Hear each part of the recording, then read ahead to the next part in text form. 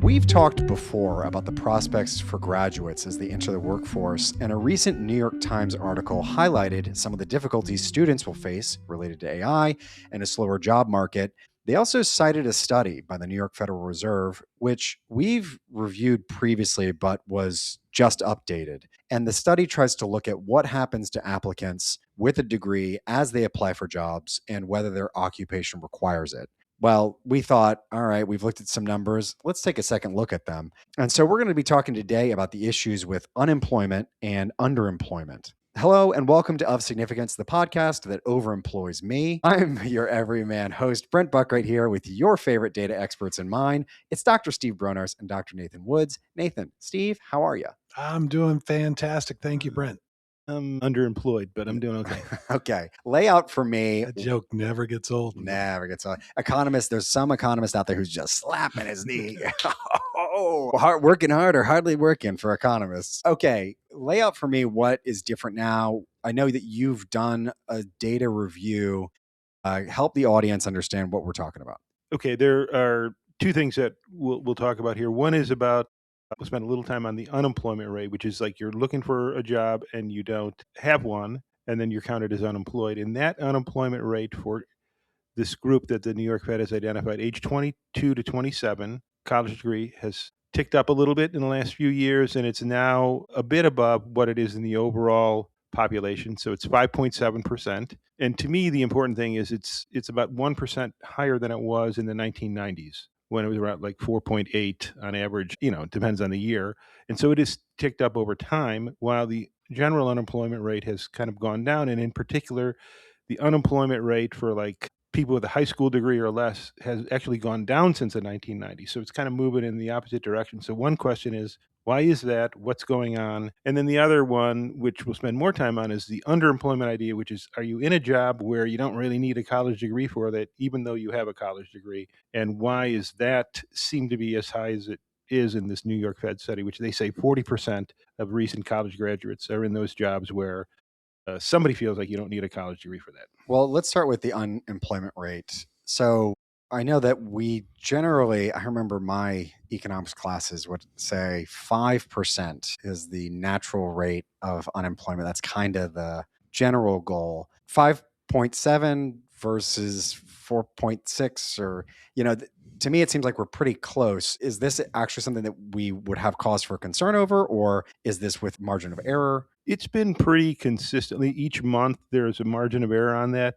It is definitely higher than it was, 30 years ago. Not that much higher, though. And that alone is not that much of a cause for concern. But for other groups, they just look at the high school graduates, it's gone down by a couple of percentage points. And so, presumably because it's maybe easier to apply for jobs, find jobs, you don't have to spend as long looking, or, whatever the reason is why the unemployment rate is lower. There's other things that have happened in the changing of the age distribution and so on. So a bunch of questions that could be asked about why did the unemployment rate for one group, high school graduates, go down, but for recent college graduates, it's still, for older college graduates, it's still quite low, the unemployment rate.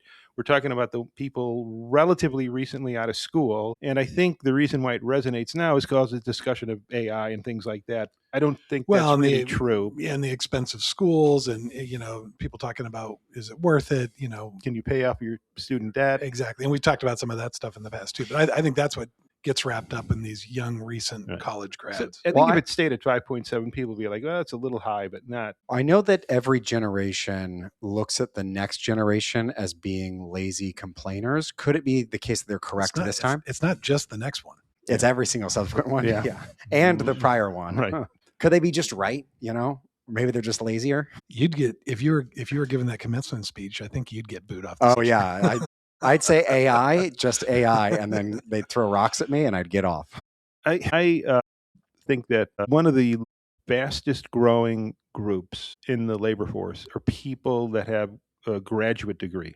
That's definitely, it's like 15% of the workforce now has a graduate degree. And that decision to go back to school, that could be part of this, because I looked at one cut of the data and then Kim, our producer, said, hey, does that include people that are still attending school? And I go, oh, yeah, it does. So about a third of the people Great age 20, question, Kim. Yeah. age 20. So I went back and really looked at the numbers.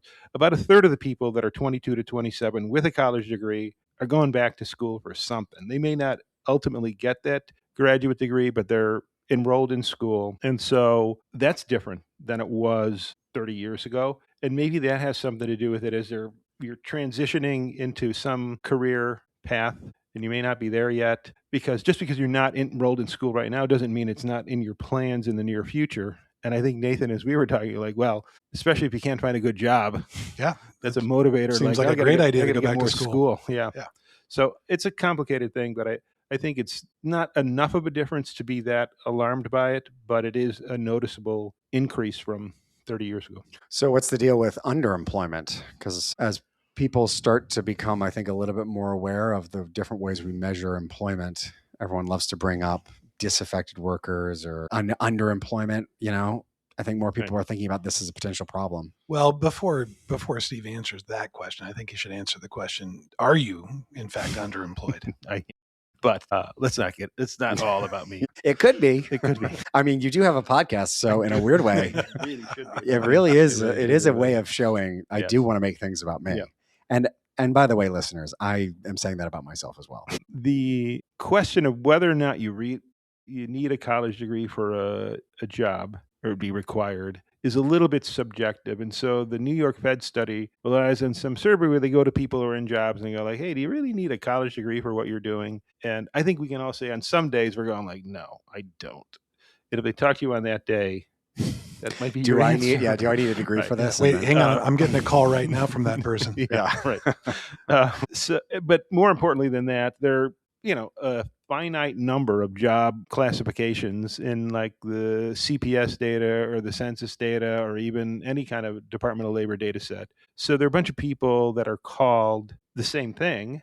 And it could be some kind of research analyst or something. And that could cover a wide range of skill sets. And so the fact that 51% of the people in that bucket for that type of job said, yeah, what I'm doing, I don't really need a college degree for, doesn't mean they couldn't get promoted up to a spot where they would be relying more on what they got in college. So I think that to me, that's one of the things where I put a little asterisk on the 40%. So I looked at it differently. Said, like, what are jobs where at least half of the people in the job, again, it could be a wide range of things, only have a high school degree or less. Didn't go to any college, didn't have a college degree, high school or less.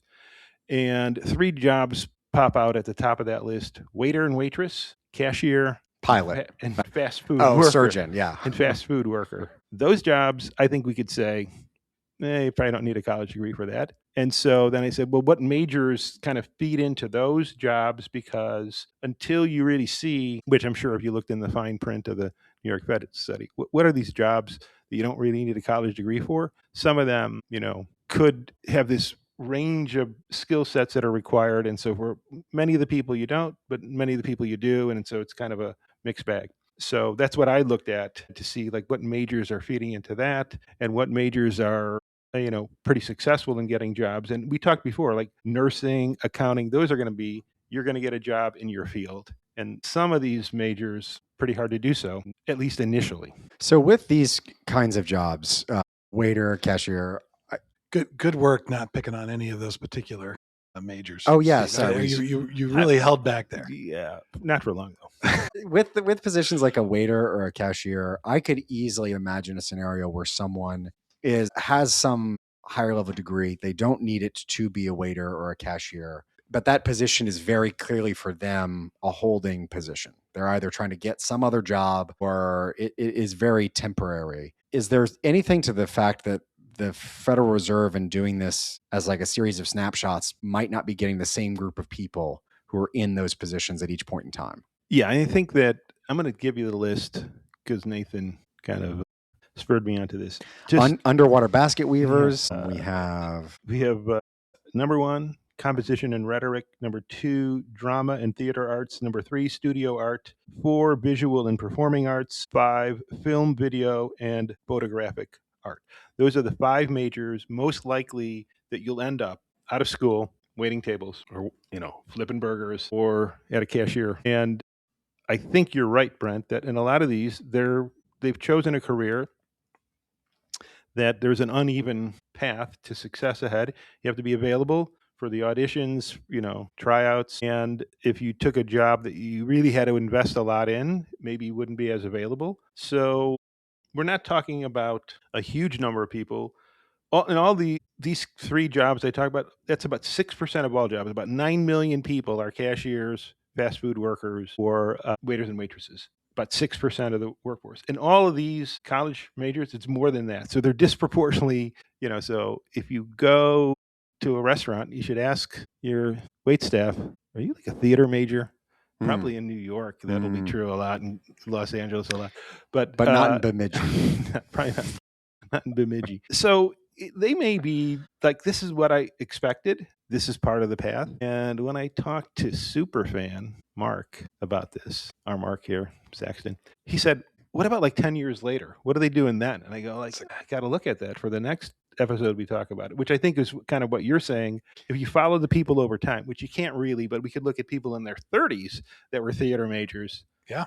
And are they still waiting tables? Right. The suggestion is if I'm overqualified or underemployed, whichever way you want to say it, that someone has a degree and they're not utilizing the degree to the fullest extent. But if you're looking at these particular positions, maybe it's not great that there are long periods of, underemployment, but you'd probably look at the individual in that scenario as someone who's more clear-eyed about what's going on. It's not necessarily a bad thing. Right. They got that degree thinking that's what they wanted to do. They're taking a shot and maybe they're going to revisit that decision later, or maybe they're going to catch on and they won't need to do that waiter job any longer. There's no one who's gotten a degree in visual and performing arts who was not told early on it is a difficult career to get into by their parents. There's a number of people who have probably mentioned it. Right. And so I think that's different than major number 7, anthropology. Gotta take a swipe at anthropology. That's the 7th most likely to end up being a waiter. Hey, maybe even with that. I value anthropology, and so I'm not going to have you knock enough of your anthropology bashing on this podcast. I think that in any of these majors, who's to say? It's not like they went out and interviewed these people. Are you on the career path that you were exploring? Why are you waiting tables? That kind of question to them. So, I think the ones at the top that really look disproportionate, I think there's a pretty good story for. There's some other ones further down the list. Didn't mean to pick on anthropology, but it just keeps popping up. It's maybe they weren't thinking they would end up in that situation after they got that degree.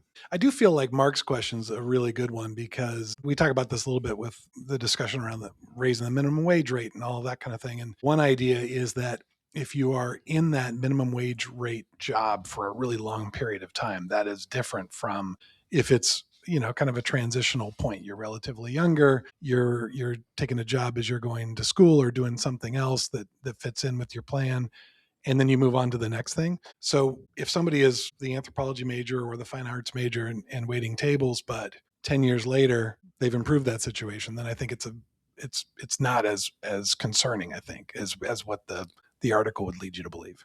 Yeah, I think that's right. And I think that, like I said, there are other jobs that are in here, like where there's not a majority of people with high school degree, but a non-trivial number of people with a high school degree are things like customer service representatives. And that is such a wide range of things that you could be representing in terms of the sales and there are other, didn't want to pick just that one occupation, but other occupations where maybe for some of the tasks a college degree is required, for some it's high school. Maybe there are a lot more college grad. The workforce is way more educated than it was 30 years ago.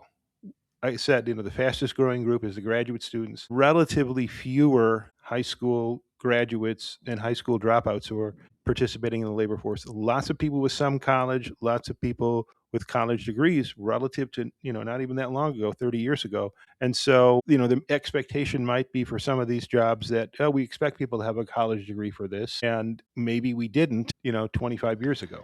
I would say too, there's the people who are answering that question. I think, there's the actual skills and they might be grumpy that day or whatever it might be, but there is something about, we think in producer Kim and I have actually talked about this in the past too, as our, kids are getting to an age where they're thinking about going to college and all of that it's not just the skills, the hard skills that you're picking up, but some kind of, growing and learning about interpersonal relationships and how to deal with people, different viewpoints, and a lot of that kind of stuff that maybe you would be picking up during those college years as well. Is there any way to tell? Because I think we often think of education, higher education, as being an investment. Is there any way to tell if what we're actually seeing is people consuming it as a luxury good? That there are more people now who are able to get degrees that don't necessarily immediately have a job waiting for them that requires that degree. But because, people have higher real incomes, that's more of a possibility.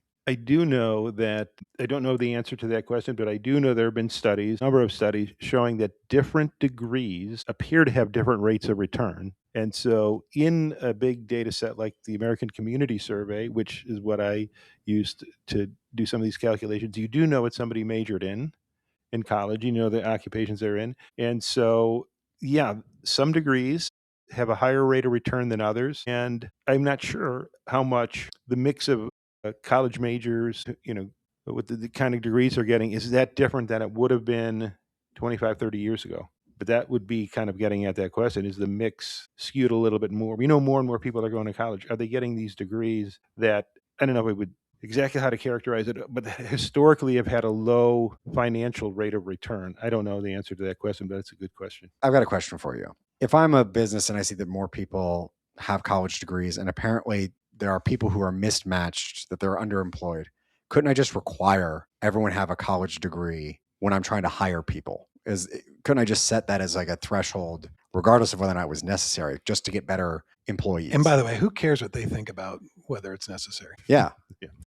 I would say hypothetically, you want to be very careful about, I'm not a lawyer, didn't say that in a while on the podcast, but not a lawyer. But there is this idea of the disparate impact of a hiring policy. And one of the things might be a minimum requirement is you have a college degree. And if that disproportionately affects certain groups, they could bring a lawsuit and saying, you are, using this as a pretext to not hire people from our group. You don't really need a college degree to do this, and you're just doing this. That would be the allegation. All they would need to show in the first part is it did have disparate impact because a smaller fraction of people from a particular demographic group had college degrees than another one. And if that, group is protected under the Civil Rights Act or whatever, they would say, hey, we can sue this, and then it goes to the employer, and you have to show there's a good business reason for it's business necessary. Business necessity.